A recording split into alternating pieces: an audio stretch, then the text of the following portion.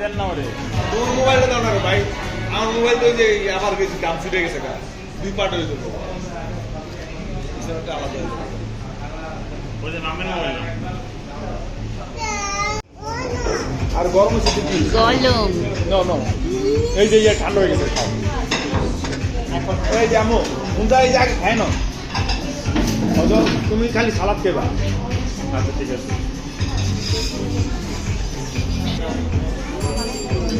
আমি ধরি তুমি কাটো